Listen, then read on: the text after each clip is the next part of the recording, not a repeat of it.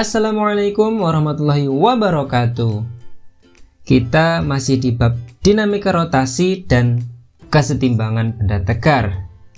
Nah, sekarang kita masuk ke subbab yang E, yaitu kesetimbangan benda tegar. Apa sih yang dimaksud dengan setimbang? Atau bisa dibilang juga seimbang? Apa itu? Nah, benda dikatakan dalam kondisi setimbang atau seimbang itu ketika benda tersebut dalam keadaan diam. Jadi yang pertama, definisi pertama itu adalah benda dalam keadaan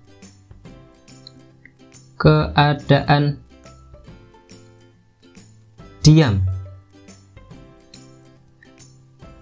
Kemudian bendanya atau bisa dibilang juga bergerak lurus beraturan. Jadi definisi yang kedua dikatakan setimbang atau seimbang itu benda bergerak lurus beraturan, ber-GLB, atau kecepatannya konstan. Nah, jadi yang dimaksud setimbang itu tidak hanya bendanya diam, tapi benda yang bergerak lurus beraturan atau kecepatan konstan itu juga disebut setimbang atau seimbang. Benda yang dalam keadaan diam ini itu disebut sebagai keseimbangan atau kesetimbangan statik.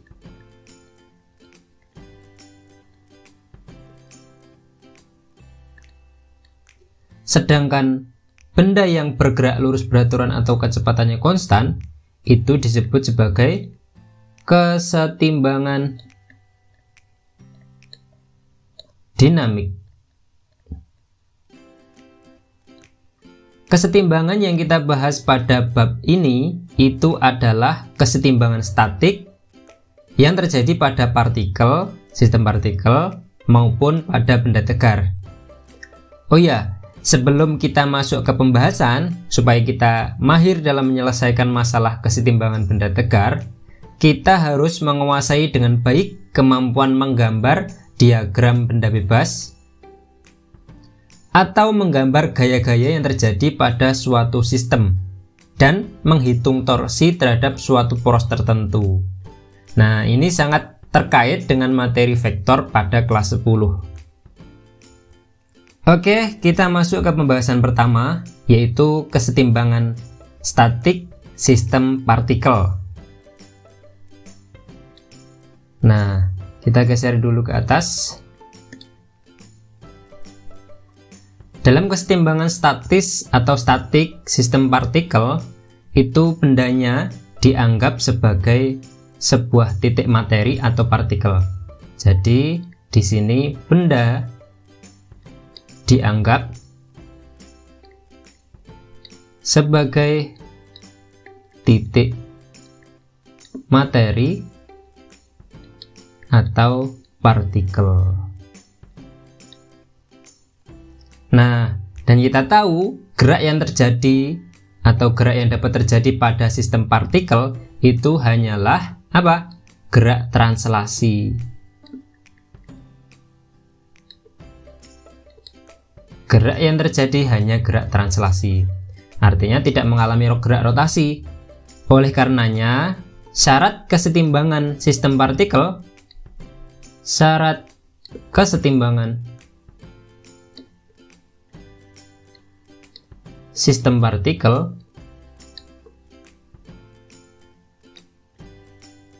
adalah resultan gaya yang bekerja pada benda tersebut. Resultan gaya yang bekerja pada benda tersebut atau sigma F itu sama dengan 0. Artinya, baik resultan gaya yang searah sumbu X atau sigma Fx itu sama dengan 0, juga resultan gaya sigma F yang searah sumbu Y itu juga harus sama dengan 0.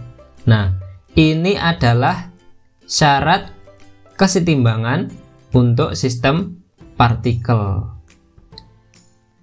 Contoh kasus sederhananya adalah seperti pada gambar ini.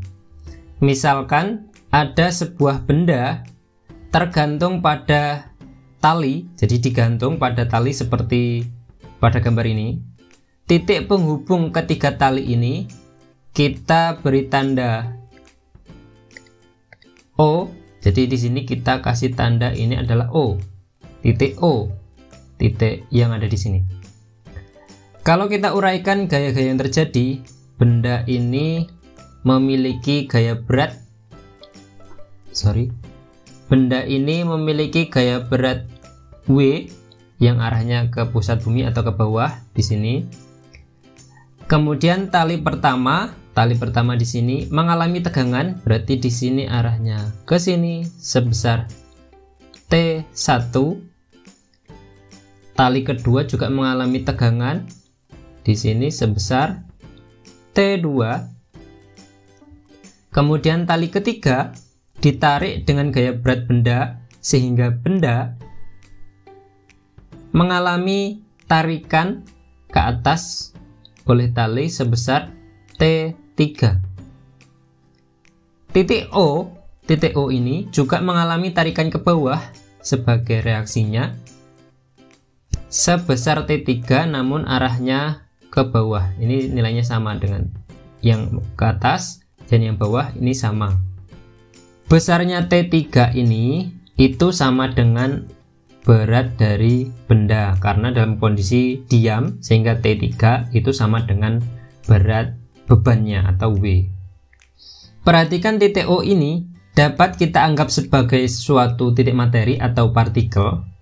Meskipun pada partikel O bekerja T1, T2 dan T3, namun titik O itu tetap diam pada posisinya. Nah, ini menunjukkan bahwa pada titik O itu terjadi kesetimbangan partikel atau keseimbangan partikel. Sesuai dengan syarat yang tadi, bahwa sigma F sama dengan 0. Berarti kalau kita tulis di sini sigma F sama dengan 0, sehingga kalau kita dapatkan berarti sigma F X juga harus sama dengan 0. Nah, untuk mengetahui gaya-gaya yang searah sumbu X, berarti kita uraikan terlebih dahulu. Kita pakai garis bantu di sini, kita kasih garis putus-putus.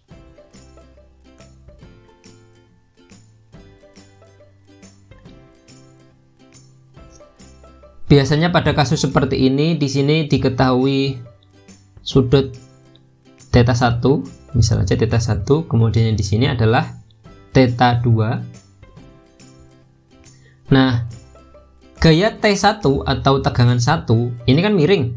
Kalau miring berarti punya nilai searah sumbu X dan searah sumbu Y. Nah, nilai searah sumbu X dan searah sumbu Y. Ingat, kalau diapit atau T1 kemudian di sini proyeksinya itu mengapit sudut theta, maka di sini adalah theta 1. Sini apa cos? Mengapit cos theta 1. Sedangkan di sini kebalikannya, berarti di sini apa? T1 sin theta 1. Begitu pula T2 miring sehingga punya nilai searah sumbu X dan searah sumbu Y. Nah, searah sumbu X-nya di sini berarti apa? Mengapit sudut theta 2, berarti di sini adalah T2 cos theta 2. Di sini berarti T2 sin theta 2. Nah, sekarang kita masukkan ke sini. Sigma Fx sama dengan 0. Ayo. Yang arahnya ke kanan itu positif, yang arahnya ke kiri itu negatif. Kalau ke kanan berarti di sini apa aja kayak yang arahnya ke kanan? T2 cos theta 2. Nah, di sini adalah T2 cos theta 2. Yang ke kiri Nah, ada ini T1 cos theta 1 berarti minus T1, berarti minus T1 cos theta 1. Ada lagi? Sudah nggak ada, berarti sama dengan 0. Nah, ini adalah persamaan pertama. Kemudian tadi berlaku juga sigma Fy sama dengan 0. Kita pindah geser ke atas biar kelihatan. Sigma Fy sama dengan 0. Ke atas positif, ke bawah negatif. Ke atas berarti situ ada apa? T1 sin theta 1 ditambah T2 sin theta 2 dikurangi dengan T3 sama dengan 0. Nah, besarnya T3 ini adalah sama dengan W. Kita sudah dapat dua persamaan. Nah, nanti tergantung yang di soal dalam penerapannya nanti apa yang mau dicari. Biasanya kalau enggak T1, T2, T3 seperti itu. Berapa besarnya nilai T1, T2, dan T3. Atau bisa dimodifikasi juga, yang ditanyakan adalah sudutnya. Sebagai catatan, untuk kasus-kasus tertentu pada kesetimbangan sistem partikel, itu dapat digunakan aturan sinus seperti berikut. Nah, misalnya kasusnya sama dengan yang awal tadi. Di sini berarti ada T1,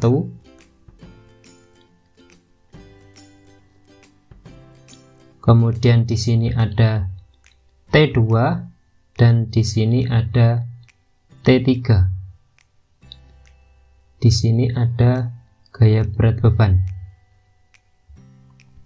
Selain dengan menggunakan syarat kesetimbangan, kita juga dapat menggunakan aturan sinus, di mana aturan sinus itu dapat kita pakai dengan bantuan kita harus mengetahui terlebih dahulu sudut-sudut dari masing-masing sudut yang ada di sini. Berarti misalkan di sini adalah alfa, sudut antara ini ke T3.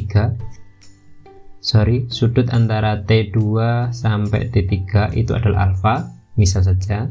Sedangkan di sini adalah beta, sudut antara T1 dan T3. Kemudian sudut antara T1 dan T2 itu adalah misal aja gamma.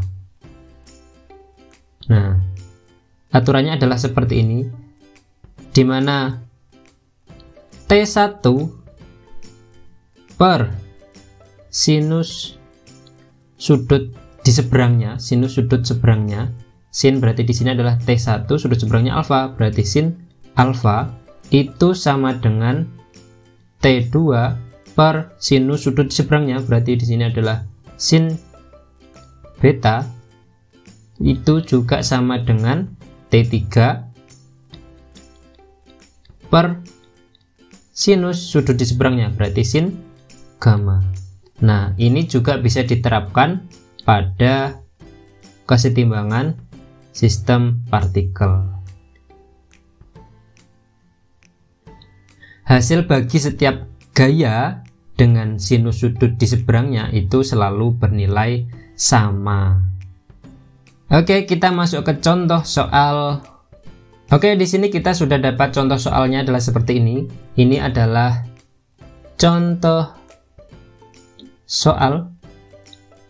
Ini saya ambil dari soal latihan Solat 1.13 buku Saku Window.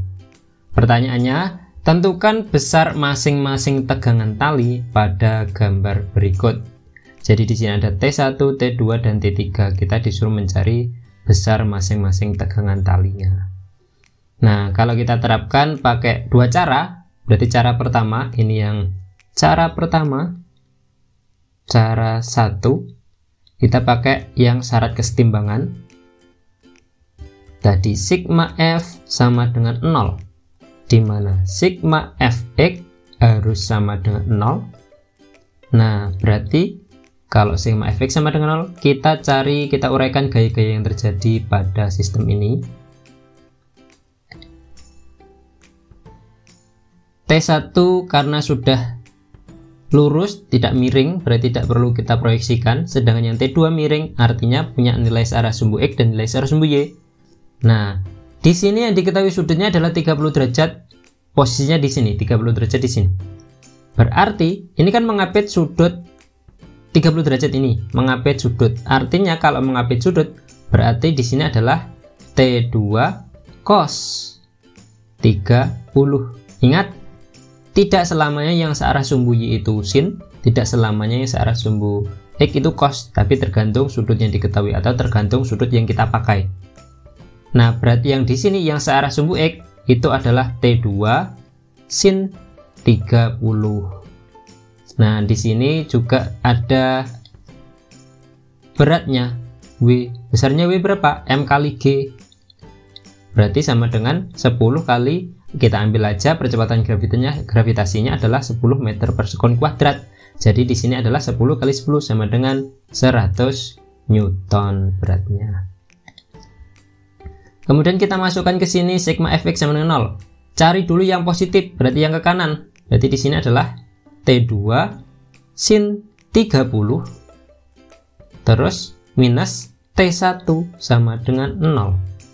Persamaan pertama. Nah, atau kita sederhanakan lagi, berarti T2 sin 30 berapa? Setengah. Kita pindah ruas ke kanan sama dengan T1. Nah, persamaan pertama ini. Kemudian sigma Fy juga harus sama dengan 0. Kalau kita lihat di sini, berarti yang searah sumbu yang ke atas positif, ke bawah negatif. Berarti di sini ada T2 cos 30 min beratnya W atau min T3 sama aja. Min T3 sama dengan 0. Berarti T2 cos 30 berapa? Cos 30 sama dengan setengah akar 3 sama dengan T3. Nah, T3 ini kan sama dengan gaya beratnya, berarti sama dengan 100 Newton. Berarti T2 kali setengah akar 3 itu sama dengan 100. Berarti kita dapat T2 sama dengan 100 dibagi akar 3 per 2. Kalau dibuat perkalian berarti sama dengan 100 dikali 2 per akar 3 sama dengan 200 per akar 3. Nah, ini kita dapat sederhanakan lagi dengan mengalikan akar sekawannya. Nah, atas kali akar per 3, bawah kali akar per 3, hasilnya 200 kali akar 3, 200 akar 3 per akar 3 kali akar 3, 3. Nah, ini adalah untuk yang T2. T3 sudah dapat 100 Newton, T2 sudah dapat 200 akar 3 per 3 Newton. Nah, bisa kita masukkan ke sini. Berarti T1 sama dengan setengah dikali T2. T2 nya adalah 200 akar 3 dibagi 3.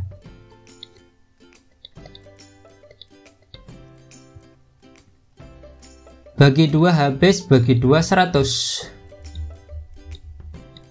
Berarti di sini adalah T1 sama dengan 100 per 3 akar 3 Newton. Nah, itu dia udah dapat T1 100 per 3 akar 3, T2 200 akar 3 per 3, dan T3 nya 100.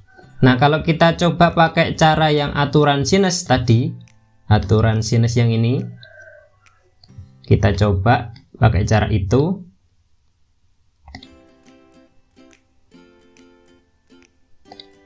Berarti di sini kalau kita gambarkan ini 30, otomatis di sini kan berapa ini? 60. Kalau ini 60, ini kan tegak lurus. Berarti ini adalah 90. Berarti sudut antara ke sini berapa ini? 150. Sudut T1 ke sini berapa ini? 90. sudut 30 ini 90, berarti 90 tambah 30 adalah 120. Nah, berarti T1 per sin sudut seberangnya 60 150, berarti di sini adalah sin 150 sama dengan T2 per sin sudut seberangnya 90 sama dengan T3 per sudut seberangnya adalah 120, sin 120. Nah, untuk mengetahui T1 berarti kita pakai yang semuanya baik atas maupun bawah itu semuanya memiliki nilai. Berarti kalau kita lihat yang pertama tadi udah diketahui sendiri T3. T3 udah diketahui, sin 120 berapa? Sin 120 itu sama dengan sin 180 min 60. Berarti sama dengan sin 60. Loh Pak, ini kenapa kok nggak minus? Ingat, di aturan kuadran. Dari kuadran 1, kuadran 1, kuadran 2, kuadran 3, kuadran 4. Di kuadran 1 yang nilainya positif apa? Semua sindikat tangan kosong. Nah, ini adalah nilainya yang positif. Berarti di sini nilainya positif. Di sini yang nilainya positif hanya sin. Di sini yang nilainya positif hanya tan. Di sini yang nilainya positif hanya cos. Berarti sini sama dengan sin 60. Sin 60 itu berapa? Setengah akar 3. Berarti kalau kita ingin mencari T1, maka kita gunakan dua ruas sini dan ruas ini. T1 per sin 150 itu sama dengan berapa? Sin 180 min 30. Berarti sama dengan sin 30. Sin 30 berapa? Setengah. Sama dengan T3 per sin 120 sama dengan sin 60. Setengah akar 3. Berarti, nah kita geser ke atas. T1 sama dengan setengah dikali T3 per setengah akar 3. Setengah coret sama dengan T3. Oh, langsung aja. T3 tadi berapa? T3 100 per akar 3 sama dengan yang tadi, kalikan akar sekawannya menjadi 100 akar 3 per 3 Newton. Itu adalah T1. Nah, sama nggak? T1 tadi, nah ini dia 100 per 3 akar 3, cocok. Nah, untuk mencari yang T2 berarti kita pakai dua ruas ini dan ini. T2 per sin 90 1 sama dengan T3 berapa? 100 per sin 120 atau sin 60, berarti sama dengan setengah akar 3. Berarti T2 sama dengan 100. Ini kan sama dengan akar 3 per 2. Kalau kita jadikan perkalian 2 per akar 3, berarti sama dengan 200 per akar 3. Kita kalikan akar sekawan, jadinya dikalikan dengan akar 3 per akar 3 sama dengan 200 akar 3. Akar 3 kali akar 3 hasilnya adalah 3 Newton. Nah, T2 nya adalah 200 akar 3 per 3 Newton. Nah, cocok dengan cara yang pertama tadi. Terserah kalian mau pakai cara yang mana, yang sekiranya mudah untuk kalian pahami dan cepat menyelesaikannya. Kita lanjut pada pembahasan yang kedua, yaitu resultan gaya pada benda tegar. Langsung saja pada contohnya. Perhatikan pada gambar di sini. Di sini ada sebuah batang bekerja 3 buah gaya. Resultan gaya, untuk mengetahui resultan gayanya, kita dapat menentukan dengan menjumlahkan semua gaya yang ada. Nah, ingat, yang ke atas itu positif dan gaya yang ke bawah itu negatif. Berarti resultan gaya yang searah sumbu Y Y. Saya misalkan di sini berarti adalah RY, resultan gaya searah sumbu Y, itu kan sama dengan jumlah dari semua gaya yang ada. Berarti kalau positif, berarti kita cari yang positif dulu aja yang biar gampang. F2 min F1 min F3, berarti sama dengan F2 nya adalah 8 min 4 min 2, sama dengan 8 kurangi 4, 4 kurangi 2, 2 Newton. Lihat nilai RY ini, nilai resultan searah sumbu Y ini, itu kan positif plus 2. Ini menunjukkan bahwa resultan gaya yang bekerja itu arahnya ke atas. Yang jadi pertanyaan lagi itu adalah kira-kira di mana letak titik tangkap resultan gayanya tadi. Kan kita sudah tahu resultan gayanya adalah ke atas sebesar 2 Newton, tapi kita nggak tahu di mana letaknya. Apakah di sini, di sini, di sini, di sini, atau di sini. Nah, titik tangkap gaya atau resultan gaya bisa kita cari dengan bantuan prinsip momen gaya. Ingat, berarti kita dapat momen gaya dari resultan yang searah sumbu Y itu kan sama dengan jumlah momen gaya dari semua gaya yang ada, atau torsi dari semua gaya yang ada. Berarti sigma tau RY yang itu adalah resultan searah sumbu Y. Ingat, gaya dikali momen gaya atau lengan momen. Berarti di sini saya misalkan adalah XR sama dengan jumlah torsinya, berarti sama dengan torsi itu apa? Gaya kali lengan momen atau lengan gaya. Berarti di sini adalah F, saya sebutkan aja FI, F ke1, F ke2 dan seterusnya, itu dikalikan dengan lengannya ke I. Berarti kita dapat mengetahui letak titik tangkap resultan gayanya itu adalah sigma FIXI dibagi dengan RY. Nah, kita geser ke atas.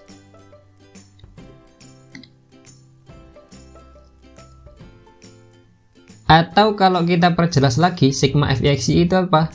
F1 kali X1 ditambah F2 dikali X2 ditambah F3 dikali X3 ditambah dan seterusnya, dibagi dengan RY. Nah, itu adalah XR. Ini tadi untuk mengetahui di mana letak sigma RY atau letak jumlah resultan gayanya, kira-kira di mana letaknya. Nah, kalau kita terapkan pada permasalahan yang tadi, berarti nilai atau titik tangkap gayanya itu sama dengan F1. F1 ingat ke bawah minus 4 dikali X1. Kita ambil aja porosnya itu dari salah satu ujungnya. Berarti saya misalkan aja di sini. Tidak harus melalui salah satu ujung, tergantung di soal yang dimana diketahui. X1 nya adalah 2. Ingat, kita pakai satuan cm, berarti nanti hasilnya juga dalam satuan cm. Ditambah F2 8 dikali X2 nya 6. Ditambah F3 ke bawah minus 2 dikali dengan X3 nya 10 cm dibagi dengan RY. RY nya ada berapa tadi? 2. Nah, sama dengan min 4 kali 2 min 8, 8 kali 6 48, min 2 kali 10 min 20 dibagi 2 sama dengan min 8 tambah 48 40, 40 kurangi 20 20 bagi 2 10. satuan apa? Sentimeter. Nah, kita sudah tahu berapa besarnya, yaitu resultannya adalah 2 Newton, arahnya ke atas, dan posisinya 10 cm dari ujung kiri. Berarti kira-kira sama dengan di sini. Berarti kira-kira nanti di sini sebesar 2 Newton. Ini adalah RY. Itu dia. Oke, di sini kita sudah dapat contoh soal. Ini adalah contoh soal. Saya ambil dari soal latihan Sholat 1.15 buku Saku Vindo kalian. Perhatikan gambar di bawah ini. R adalah resultan 3 gaya yang bekerja pada batang, yaitu F1, F2, dan F3. Nah, F2 nya kita belum tahu letaknya di mana. Yang ditanyakan adalah tentukan nilai arah dan titik tangkap gaya F2. Berarti kita cari dulu besarnya F2. Ingat tadi resultan itu sama dengan sigma F, berarti di sini adalah F1 ditambah F2 ditambah F3. Resultannya berapa? 10.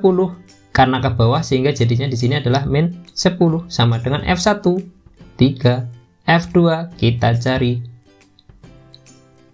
ditambah F3 2, berarti min 10 sama dengan 5 ditambah F2, berarti F2 sama dengan, kita pindah ruas ke kiri jadinya min 15 Newton. Ingat, minus berarti F2 ini arahnya kemana? Ke bawah. Loh, sudah dapat besarnya, sudah dapat arahnya. Sekarang kita mencari letaknya ada di mana. Ingat, tadi untuk mencari letak sigma tau oleh resultan itu sama dengan jumlah torsi dari setiap gaya yang ada. Berarti di sini apa? R dikali dengan XR sama dengan F1 kali R1 ditambah F2 kali R2 ditambah F3 kali R3. R-nya berapa tadi? R-nya 10. R-nya ingat min 10 dikali XR letaknya. Nah, karena di sini kita nggak diketahui berapa sentimeter dari ujung ini, berarti kita porosnya kita pakai yang di sini. XR-nya adalah 7 cm sama dengan F1 3, R1 0 ditambah F2 yang kita cari tadi sudah ketemu min 15 dikali R2 yang kita cari ditambah F3 nya adalah 2 Newton dikali R3 nya adalah 10. Berarti di sini adalah min 70 sama dengan 0 min 15 R2 ditambah 20. 20 kita pindah ruas ke kiri menjadi min 20, min 70 min 20 min 90 sama dengan min 15 R2. Nah, berarti R2 sama dengan 90 per 15. Minnya langsung kita coret aja, kita buang. Berarti sama dengan 90 per 15 adalah 6 cm. Berarti gaya F2 yang kita cari itu adalah min 15, berarti arahnya ke bawah. Letaknya di 6 cm, kira-kira nanti ada di sekitar sini. Nah, di sini adalah F2. Nah, demikian materi pada video ini. Terima kasih. Wassalamualaikum warahmatullahi wabarakatuh.